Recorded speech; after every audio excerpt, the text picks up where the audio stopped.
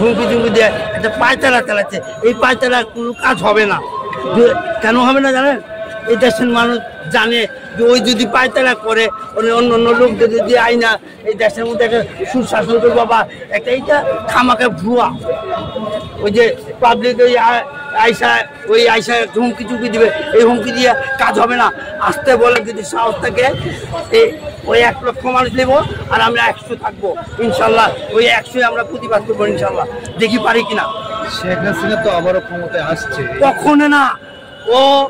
ওর ফাঁসি এই বাংলার মাটিতে হবে। আর যদি না হয়, আমি যদি বাস পাখি হইতাম কি করতাম জানেন? ওরে তখনই মেরে হারাইতাম। তখনই এখানে পাড়া দিছে, ক্ষমতায় পাড়া দিয়ে তখনই বুঝতে পারছি সে একটা ক্রিমিনাল। এই দেশের মানুষের ভালোর জন্য সে আসতে পারে না। কেন আসতে পারে না?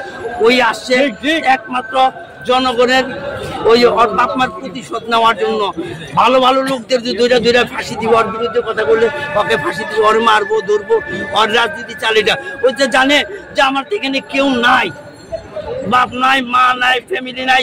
আমি এই দেশের জনগণের কি করবো? আমি লুটা বুটা খামু আর মানুষের দিয়ে মারমু ধরমু, এটাই আমার কাজ। আর আমি যা কিছু দিয়ে যা করবো এটা আমার জন্য ভালো। আর এই যে দেশের জন্য যেগুলো করছে, এগুলো করছে লুকোচুরি, আপনাদের লোক দেখানোর জন্য। আমি রাস্তা করতে যাই, আপনি না খায়া রাস্তা দেখতে কি সুন্দর মারবে?